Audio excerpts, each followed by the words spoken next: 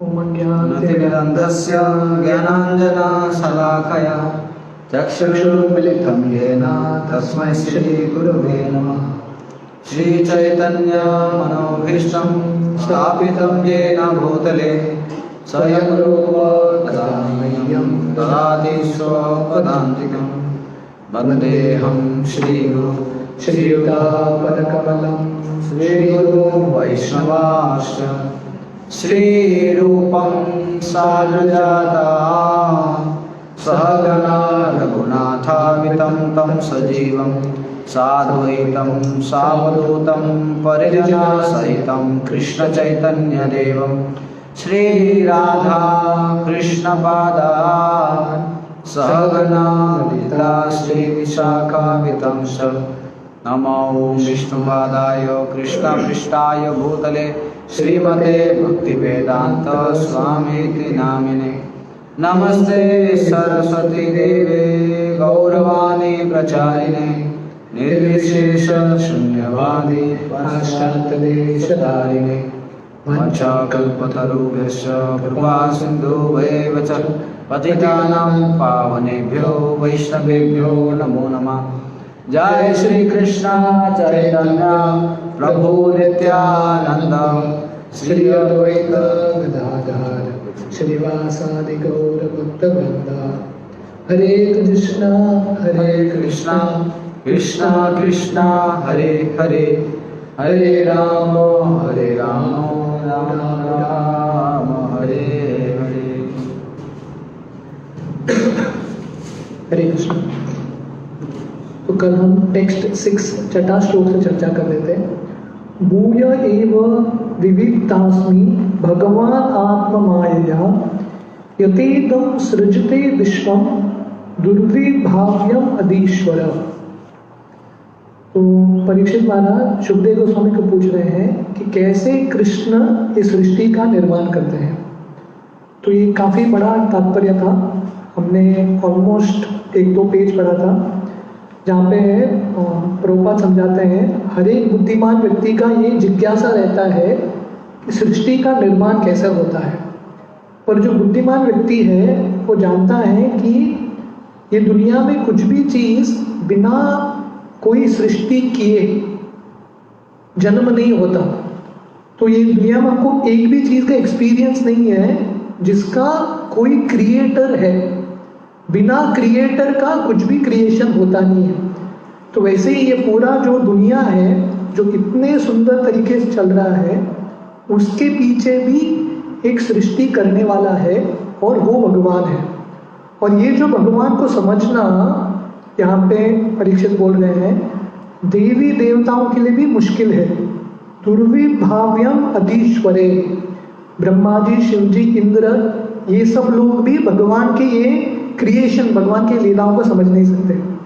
तो इसलिए भगवान को समझने का तरीका है जैसे परीक्षित सुखदेव गोस्वामी को प्रश्न पूछ रहे हैं, नम्रता से जो प्रामाणिक गुरु जो परंपरा में आ रहे हैं उनसे समझना। जो चीज़ हमारे बुद्धि से परे है उसको समझने का तरीका है नम्र होके गुरु से सुनना।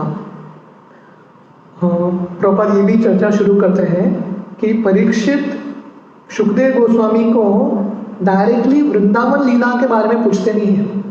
हालांकि परीक्षित के पास सिर्फ 7 दिन थे तो परीक्षित नहीं बोलते सुखदेव गोस्वामी को नहीं मुझे ये सृष्टि का क्रिएशन वगैरह नहीं सुनना है, सीधा वृंदावन लीला, वो भी रास लीला, ऐसा कथा सुनाओ मजा आ जाए। ये सब बोरिंग सृष्टि का निर्माण वगैरह नहीं सुनना है। परीक्षित भी ये नहीं पूछते और सुखदेव गोस्वामी भी ये नहीं बोलते अरे परीक्षित तेरे पास 7 दिन है, अभी क्रिएशन के बारे में क्यों पूछ रहे हैं, वृंदावन लीला के बारे में पूछो। नहीं, परीक्षित पूछते हैं क्रिएशन के बारे में, सृष्टि के निर्माण के बारे में, और सुखदेव गोस्वामी भी विस्तार से उत्तर देते हैं। ऐसा नहीं कि शॉर्टकट करके सीधा कृष्ण लीला पे आ गए, नहीं, विस्तार से उत्तर देते हैं। और प्रभुपाद समझा रहे हैं ये तरीका है भागवतम सुनने का। क्योंकि अगर हम जानते नहीं है कि कृष्ण कौन है, कृष्ण कितने महान हैं, और कृष्ण के वृंदावन लीलाओं को सुनेंगे तो हमको लगेगा ये क्या है, माखन चोरी तो मैं भी कर सकता हूँ, रास लीला तो मैं भी कर सकता हूँ, इसमें क्या बड़ी बात है? इसलिए कृष्ण कौन है समझना इंपॉर्टेंट है। इसलिए पहला 9 स्कंद धीरे धीरे व्यक्ति को ज्ञान आता है कृष्ण कौन है, और बाद में भागवतम के 10वें स्कंद कृष्ण की लीला में प्रवेश होता है। Those who are in the control of the external energy of the Lord, or in other words, those who are in the material world, must first of all know how the external energy of the Lord is working under the direction of the Supreme Personality, and afterwards one may try to enter into the activities of his internal energy. इसलिए जो लोग अभी भी भौतिक दुनिया में हैं, बद्ध जीव हैं, माया के अधीन हैं, पहला उनको जानना है कि भगवान का माया कैसा चलता है। मैया दक्षेण प्रकृति सूयते चराचरम। तो भगवान बोलते हैं ये जो प्रकृति है, भौतिक प्रकृति है, मेरी अध्यक्षता में चलता है। तो ये समझना इंपॉर्टेंट है। तो भक्ति का मतलब है माया को भी समझना और बाद में योग माया को समझना। पहले भगवान के बहिरंग शक्ति को समझना और बाद में भगवान के अंतरंग शक्ति को समझना। तो ये दोनों ज्ञान का हिस्सा है। The mundaners are mostly worshippers of Durga Devi, the external energy of Krishna, but they do not know that Durga Devi is the shadow energy of the lord. तो जो भौतिकवादी लोग हैं वो दुर्गा जी का पूजा करते हैं, दुर्गा का आराधना करते हैं, पर उनको पता नहीं है दुर्गा देवी भगवान की छाया है। ब्रह्म संहिता में ब्रह्मा जी बोलते हैं भगवान की छाया है, मतलब भगवान के इच्छा के अनुसार ही दुर्गा देवी चलती है। Behind the astonishing display of material workings is the direction of the lord as confirmed in Bhagavad Gita 9.10। तो दुर्गा देवी इतना सुंदर तरीके से चल रही है, तो दुर्गा देवी को चाबी देने के लिए, दुर्गा देवी का कार्य करने के लिए जो शक्ति है भगवान से ही आता है, भगवान के आज्ञा का पालन करती है। हम सब जानते हैं जब कृष्ण का जन्म होने वाला था तो कृष्ण के जन्म के पहले योग माया आती है और कंस वसुदेव जाके कृष्ण को गोकुल में रखते हैं और ये बच्ची को वापस लेके आते हैं। और कंस क्योंकि दुर्गा का बहुत बड़ा आराधना करता था, बहुत बड़ा भक्त था दुर्गा का, तब वो बच्चे को, 8वें बच्चे को लेके मारने के लिए प्रयास कर रहा था। तो ये बच्चा, ये जो लड़की है आसमान में उठ के दुर्गा देवी का रूप दिखाती है और कंस को बोलती है, हे मूर्ख, तुमको मारने वाला मेरा स्वामी कहीं और पैदा हो चुका है। हालांकि कंस को लग रहा था कि मैं दुर्गा देवी का बहुत बड़ा भक्त हूँ, पर दुर्गा देवी के हिसाब से कंस मूर्ख है, क्योंकि ये जानता नहीं है कि उसकी जो स्वामी है, दुर्गा देवी के जो स्वामी हैं वो कृष्ण है। The Brahma Samhita affirms that Durga Shakti is working under the direction of Govinda, and without his sanction, the powerful Durga Shakti cannot even move a blade of grass. तो ब्रह्म संहिता में ब्रह्मा जी बोलते हैं ये जो दुर्गा शक्ति है भगवान का छाया है, भगवान की इच्छा के अनुसार चलती है, और भगवान का इच्छा अनुमति नहीं रहेगा दुर्गा देवी एक घास का तिनका भी हिला नहीं सकती। Nothing is possible. जैसे भागवतम में और एक कहानी आती है जड़ भरत की। भरत महाराज आगे जाके और एक जन्म लेते हैं जड़ भरत करके, और एक बार एक वो कैनिबल्स, एक आदिवासी लोग थे जो मनुष्य को खाते थे, वो जड़ भरत को लेके जाते हैं काली को अर्पण करने के लिए, बलि देने के लिए। पर जब मारने ही वाले हैं, काली आती है और ये जो हथियार है जिससे जड़ भरत को मारने वाले हैं, वो हथियार से इन सब भक्तों को मार देती है। क्यों? क्योंकि काली को, दुर्गा को अच्छा नहीं लगता कि उनके जो स्वामी हैं कृष्ण हैं, उनके भक्त को कोई निंदा करेगा, अपराध करेगा, तो दुर्गा देवी को बहुत बुरा लगता है। तो इसलिए भगवान के शक्ति अनुमति के बिना दुर्गा देवी कुछ कर नहीं पाएगी। Therefore, the neophyte devotee, instead of jumping at once to the platform of transcendental pastimes presented by the internal energy of the Lord, may know how great the Supreme Lord is by inquiring about the process of His creative energy. इसलिए जो भक्ति में जिसका शुरुआत होता है, जो नवसिखिया भक्त हैं, उनका पहला कर्तव्य है भगवान कैसे बहिरंग शक्ति के साथ आदान प्रदान करते हैं, कैसे सृष्टि का निर्माण होता है। संक्षेप में नहीं, विस्तार में समझना इंपॉर्टेंट है। भगवान के अंतरंग शक्ति, वृंदावन लीला जाने से पहले भगवान का बहिरंग शक्ति के साथ क्या लीला है वो समझना इंपॉर्टेंट है। In the Chaitanya Charitamrita also descriptions of the creative energy and the Lord's hand in it are explained, and the author of Chaitanya Charitamrita has warned the neophyte devotees to be seriously on guard against the pitfall of neglecting knowledge about Krishna in regard to how great he is. तो चैतन्य चरितामृत में भी बहुत विस्तार से, हालांकि चैतन्य चरितामृत में चैतन्य महाप्रभु की लीलाओं का वर्णन है, पर वो लीला शुरू करने से पहले बहुत टेक्निकल सब्जेक्ट मैटर है, बहुत विस्तार में भगवान का, विष्णु का कैसे सृष्टि के साथ निर्माण होता है, ये सब का वर्णन है। और वहाँ पे कृष्णदास कविराज गोस्वामी जिन्होंने चैतन्य चरितामृत की रचना की है, वो बताते हैं कि हर भक्त को सावधान रहना चाहिए। कृष्ण की ये जो लीला है, सृष्टि का लीला, इसको निग्लेक्ट नहीं करना चाहिए, इसको दुर्लक्ष्य नहीं करना चाहिए, इसको डिटेल से स्टडी करना है। हाँ, तो कृष्णदास कविराज गोस्वामी बोलते हैं न करे आलस। भगवान के ये तत्वों को समझने के लिए आलस नहीं करना चाहिए। Only when one knows lord Krishna's greatness can one firmly put one's unflinching faith in him. Otherwise, like the common man, even the great leaders of men will mistake Lord Krishna for one of the many demigods, or a historic personality, or a myth only. इसलिए भगवान की लीलाओं को समझने से पहले कृष्ण महान कैसे हैं, भगवान महान क्यों हैं, वो समझना इंपॉर्टेंट है। नहीं तो सामान्य जनता के पाती हम भी कृष्ण को मिस्टेक करेंगे। हम कृष्ण को समझने के लिए हमको लगेगा ये तो बहुत बड़े एक देवता है, शक्तिशाली देवता है, या बहुत शक्तिशाली एक ऐतिहासिक पुरुष है, या माइथोलॉजी, ये सब ब्रह्म है, ये सब राम कृष्ण ये सब हुए नहीं है, ये सब व्यासदेव ने अपने मन के अनुसार रचना कर दी।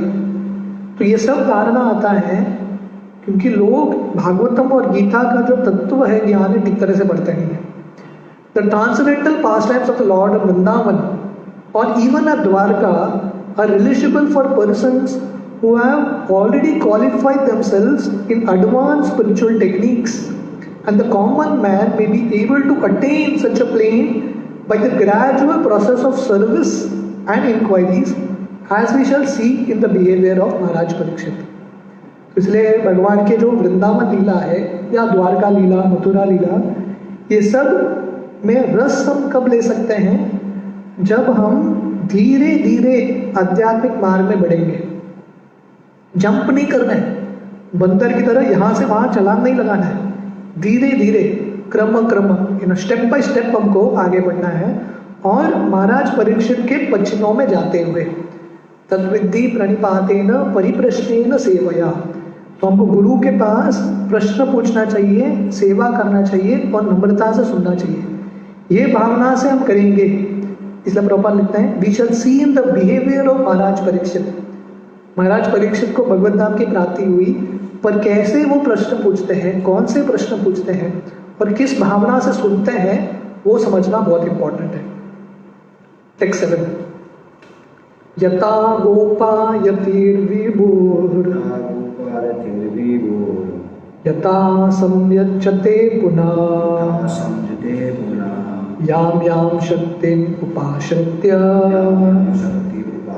पुरुषक्ति परपुमान् आत्मानं क्रीडयन् क्रीडन्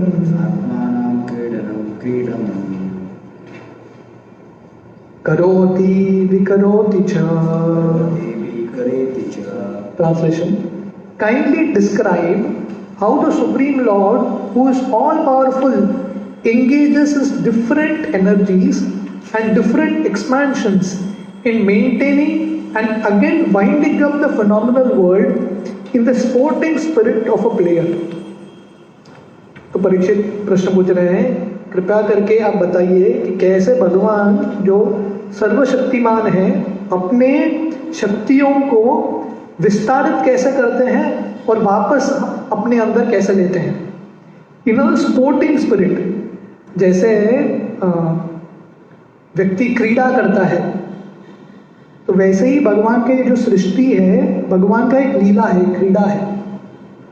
जैसे प्रभुपाद और एक जगह पे उदाहरण देते हैं, स्पाइडर होता है, मकड़ी, मकड़ी अपना ही सलाइवा से जाल बनाता है और वापस वही जाल को अंदर ले लेता है। तो वैसे ही भगवान से ही सृष्टि आती है उनके शक्तियों से और भगवान सही समय पे वापस अपने शक्तियों को ले लेते हैं। तो परीक्षित जानना चाहते हैं कि भगवान ये माया शक्ति के साथ, बहिरंग शक्ति के साथ कैसे खेलते हैं, कैसे आदान प्रदान हो रहा है। Purport. In the Karta Upanishad 2.2.13, the Supreme Lord is described as the chief eternal being amongst all other eternal individual beings. नित्यो नित्यानाम चेतनस चेतनानाम। तो कठोर उपनिषद में वर्णन आता है कि कैसे है भगवान भी नित्य है और हम भी नित्य हैं, भगवान भी चेतन है और हम भी चेतन हैं। पर फर्क क्या है भगवान और जीवों में? And the one supreme lord who maintains innumerable other living beings, एको बहुनाम यो विदधाति कामा। हालांकि भगवान भी नित्य है और हम नित्य हैं, भगवान भी चेतन है और हम भी चेतन हैं, पर फर्क क्या है? फर्क है कि एको बहुनाम, वो एक भगवान इतने सारे जीवों का पालन करते हैं। So all living beings, both in the conditioned state and in the liberated stage, are maintained by the Almighty Supreme Lord. इसलिए अगर कोई बद्ध अवस्था में है या मुक्त अवस्था में है, हर एक व्यक्ति का पालन पोषण करने वाले भगवान ही हैं। हालांकि हम भगवान को छोड़ के दुनिया में आए हैं, भगवान से स्वतंत्र भोग करना चाहते हैं, तो उसमें भी भगवान की ही मदद चाहिए। भगवान का मदद के बिना हम भगवान से अभिन्न भोग भी नहीं कर सकते। तो एक बार मैं किसी से सुन रहा था, एथिस्ट का डेफिनेशन क्या है, नास्तिक का डेफिनेशन क्या है। नास्तिक का मतलब है one who doesn't believe in God, जो भगवान पे विश्वास नहीं करता। उसका मतलब है नास्तिक का डेफिनेशन के लिए भी भगवान की जरूरत है। नास्तिक के डेफिनेशन में डेफिनेशन क्या है? One who doesn't believe in God. God तो आ गया उधर। तो ऐसे ही अगर हम भगवान को भूलने का भी प्रयास करेंगे, पर भगवान को भूलने का जो शक्ति है और अलग भोग करने का जो अलग अलग सामग्री है वो भगवान ही देते हैं। जो कम्युनिस्ट कंट्रीज में, रशिया इत्यादि में लोग कन्वर्ट करते थे, लोगों को नास्तिक बनाते थे। कैसे करते थे वो? लोग जाके चर्च में प्रार्थना करते हैं। जैसे मैं क्रिश्चियन स्कूल में पढ़ा हूँ, तो रोज सुबह हमारा प्रार्थना शुरू होता था, O God give us your daily bread, भगवान हमारा रोज का ब्रेड दे दो, है कि नहीं? तो ये सब लोग चर्च में प्रार्थना करके बाहर आते थे, O God give us a daily bread, हमको रोटी दे दो। तो ये कम्युनिस्ट लोग जो हैं, नास्तिक लोग जो हैं, ट्रक में खड़े होते थे ब्रेड लेके। तो लोगों को पूछते थे भगवान ने दिया क्या ब्रेड? बोलते नहीं। वो ट्रक खोलते थे और ब्रेड देते थे। बोलते भगवान भगवान कुछ होता नहीं है, ब्रेड हम देते हैं। लोगों को नास्तिक बनाते थे। पर ब्रेड तुम देते हो, पर वो वीट कहाँ से आता है? फैक्ट्री में बनता है क्या वीट? भगवान की कृपा से ही। मतलब भगवान को नाकार करने का जो शक्ति है, बुद्धि है और सामग्री है, वो भी भगवान की कृपा से आता है। So all living beings, both in the conditioned state and the liberated state, are maintained by the Almighty Supreme Lord. Such maintenance is effected by the Lord through his different expansions of self and three principal energies, namely internal, external and marginal energies. तो भगवान कैसे जीवों की रक्षा करते हैं, पालन पोषण करते हैं? अपने शक्तियों के द्वारा। भगवान के अनगिनत शक्ति है, प्रिंसिपली 3, बहिरंग शक्ति, अंतरंग शक्ति और तटस्थ शक्ति। बहिरंग शक्ति का मतलब है माया देवी, अंतरंग शक्ति राधा रानी है, भक्ति है, और तटस्थ मतलब जीव।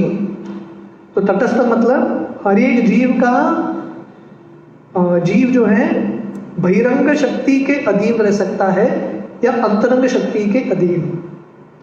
The living entities are is marginal energies and some of them in the confidence of the lord are interested with work of creation also are as are Brahma, Marichi, etc.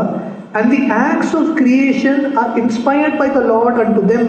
Tene Brahma Hridaya Adi Kavaye. तो भगवान ultimately भगवान ही सब कुछ कर रहे हैं, सृष्टि का निर्माण।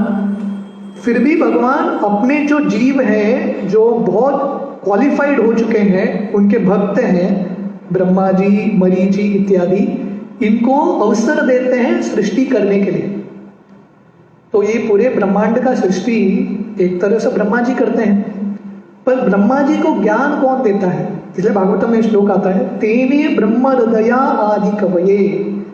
ब्रह्मा जी को इंस्पिरेशन, प्रोत्साहन भगवान ही देते हैं। तो इसलिए व्यक्ति सोचेगा मेरा आइडिया है, मैंने कर दिया, पर वो आइडिया तुम्हारे अंदर आया कैसे? भगवान ने इंस्पिरेशन दिया है। इसलिए प्रभुपाद बहुत बात बोलते थे, लोग नोबेल प्राइज देते हैं, है कि नहीं? किसी ने कुछ बड़ा इन्वेंशन किया, और इन्वेंशन भी कैसा होता है, एक इम्पल्स आता है सडनली। हाँ, जैसे वो है ना आर्किमिडीज उसको यूरेका चिल्लाने लगता है, नहा रहा है, नहाते नहाते उसको इंस्पिरेशन आया प्रॉब्लम सॉल्व करने का। बहुत देर तक प्रयास कर रहा था, उसको नहीं आया, नहाते नहाते उसको इंस्पिरेशन आया। तो इंस्पिरेशन कौन देता है? परमात्मा देते हैं। तो प्रभुपाद बोलते हैं हम ये दुनिया के लोगों को जिन्होंने थोड़ा बहुत इन्वेंशन किया है उसको नोबेल प्राइज देते हैं, पर उसको जो प्रेरणा दिया, इंस्पिरेशन दिया, जो भगवान है, उनको कौन नोबेल प्राइज देगा? ये जो बुद्धि बनाया है साइंटिस्ट के रूप में, वो भगवान और महान है ऐसे वैज्ञानिकों से। इसलिए ब्रह्मा जी का भी जो शक्ति है कार्य करने का, वो भगवान हृदय में देते हैं ब्रह्मा जी को। The external energy maya is also impregnated with the jivas और कंडीशन सोल्स।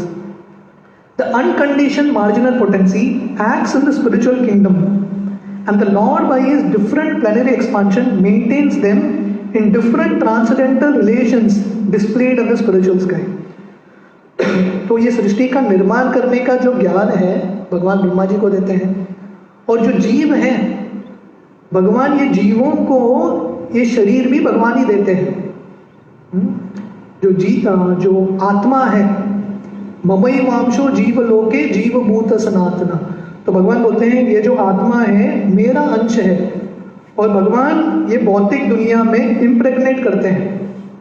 जैसे एक पुरुष एक स्त्री के अंदर बच्चा को जन्म देता है, वैसे ही भगवान अलग अलग जीवों को ये भौतिक दुनिया में शरीर देते हैं, और शरीर से भोग करने का अलग अलग सामग्री देते हैं। और आध्यात्मिक जगत में भी भगवान ही मदद करते हैं जो मुक्त जीव है। इसलिए प्रभुपाद यहाँ समझा रहे हैं कि ये भौतिक दुनिया में हो या आध्यात्मिक दुनिया में, हर एक व्यक्ति भगवान पे ही निर्भर है। जैसे कृष्णा बुक है, हमारे जो प्रभुपाद ने लिखा है कृष्णा बुक, उसका जो प्रीफेस है जॉर्ज हैरिसन ने लिखा है, बीटल्स का बहुत बड़ा एक म्यूजिशियन था उस समय का। तो वो लिखते हैं, everyone in this world is looking for Krishna. हर एक व्यक्ति कृष्ण को ही ढूंढ रहा है। Some know it and some don't know it.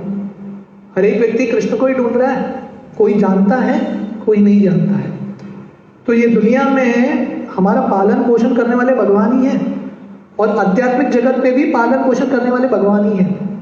और फर्क क्या है, जो आध्यात्मिक जगत में है उनको पता है, दे नो इट, उनको पता है कि कृष्ण ही पालन पोषण कर रहे हैं। पर ये भौतिक दुनिया में अज्ञान के वजह से और घमंड की वजह से हमको लग रहा है कि हम हमारा पालन पोषण कर रहे हैं। पर आध्यात्मिक बनना मतलब ये स्वीकार करना, ये समझना कि भगवान ही मेरे सृष्टि का और मेरे जो शरीर है और मेरा जो जिंदगी है उसकी रक्षा कर रहे हैं।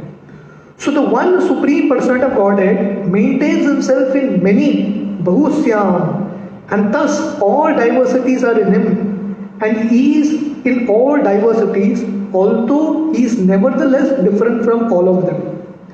तो गीता में भगवान ये बोलते हैं हाँ, कि मैं सब कुछ हूं और सब कुछ मेरे में है और फिर भी मेरा अस्तित्व अलग है। तो ये दुनिया में जो भी चीज़ है उसके अंदर भगवान का ही शक्ति है, भगवान का ही ऊर्जा है, भगवान के बिना कैसे हो सकता है। और सब कुछ भगवान के अंदर भी है। जैसे जब कृष्ण वो मिट्टी खाते हैं, मृदभक्षण लीला, और यशोदा कृष्ण को बोलती है मुंह खोल के दिखाओ, तो पूरा ब्रह्मांड कृष्ण के अंदर है। यशोदा अपने आप को भी कृष्ण के अंदर देखती है। तो भगवान सब जगह है, भगवान के अंदर सब कुछ है और फिर भी भगवान अलग है। इसको कैसे समझ सकते हैं? इसको हम समझ नहीं सकते। That is the inconceivable mistake power of the lord. तो ये भगवान का अचिंत्य शक्ति है। And as such everything is simultaneously one with and different from him by his inconceivable potencies। तो इस तरह से ये भगवान का अचिंत्य शक्ति है। इसलिए भगवान का एक नाम है योगेश्वर। योगेश्वर का मतलब है सबसे बड़े योगी है भगवान। इसलिए भगवान सब जगह व्याप्त हैं, फिर भी भगवान का अलग एक अस्तित्व है। टेक्स्ट 8 नूनम भगवतो ब्रह्मन् हरेरद्भुत कर्मणा दुर्विभाव्यम इवा भाति कविभिश्चापि चेष्टितम्।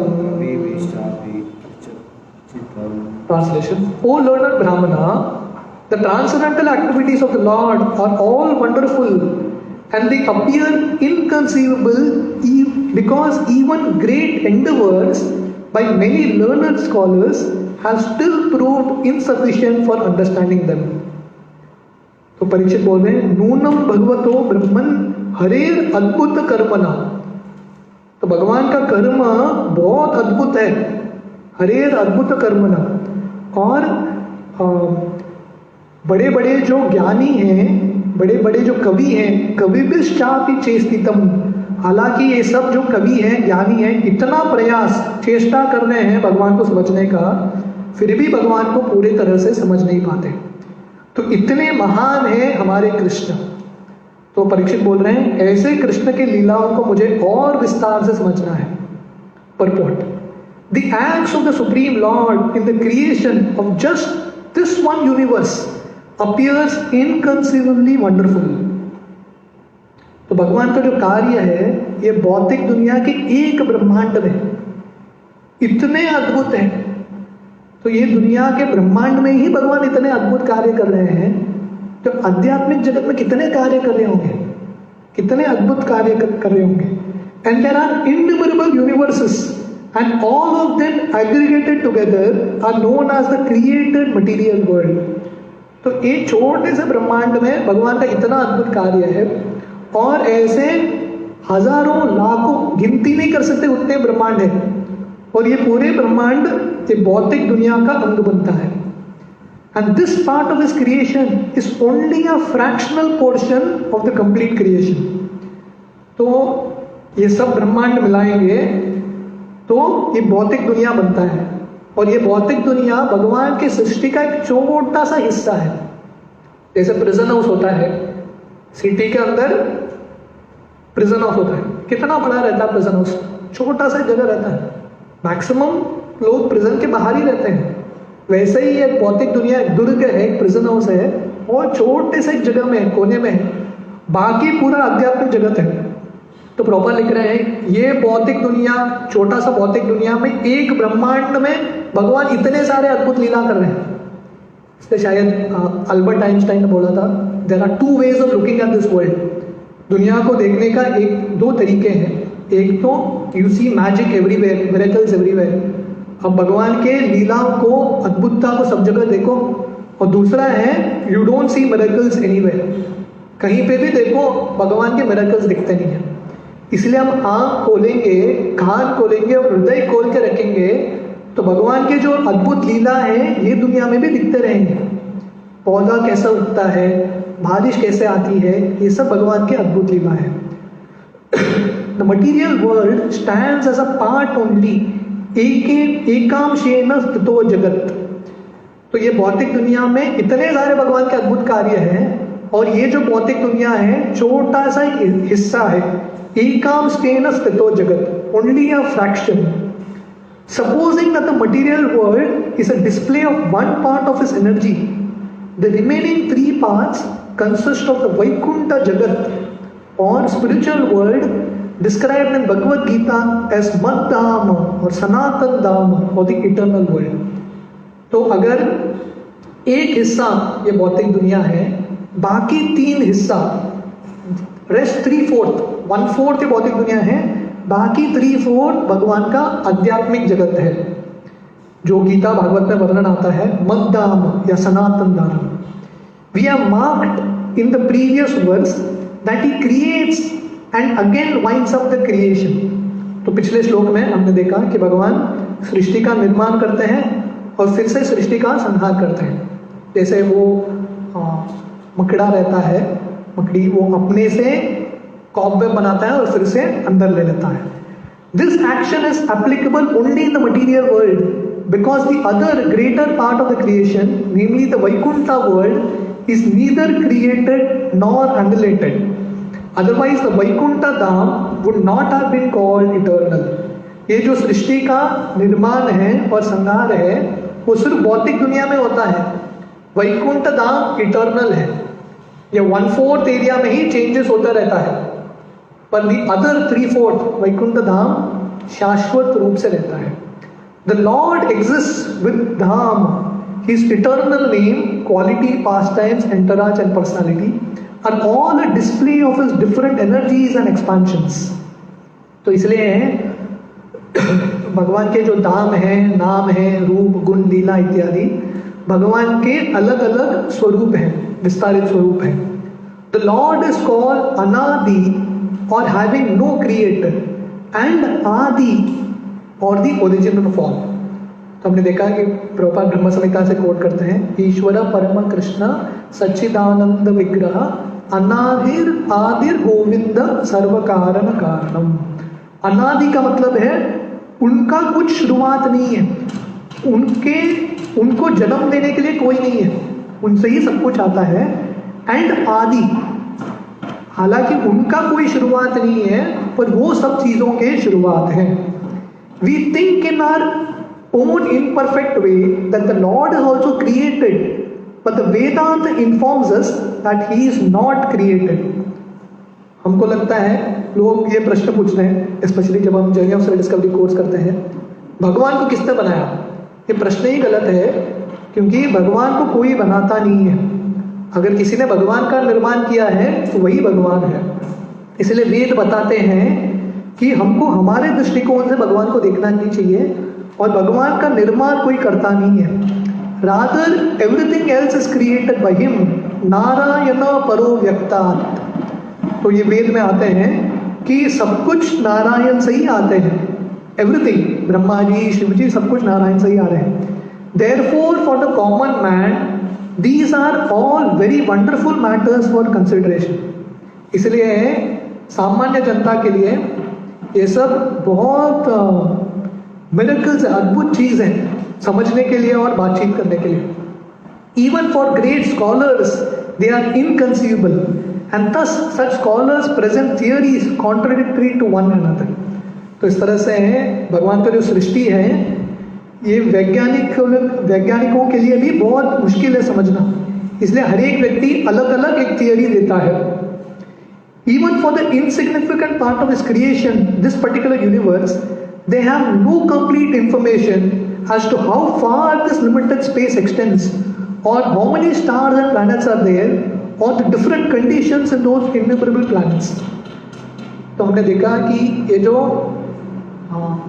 भौतिक दुनिया है छोटा सा हिस्सा है भगवान के सृष्टि का, और उसमें से ये ब्रह्मांड एक बहुत छोटा सा हिस्सा है, और ये ब्रह्मांड के अलग अलग हिस्सों को भी वैज्ञानिक जान नहीं पाते।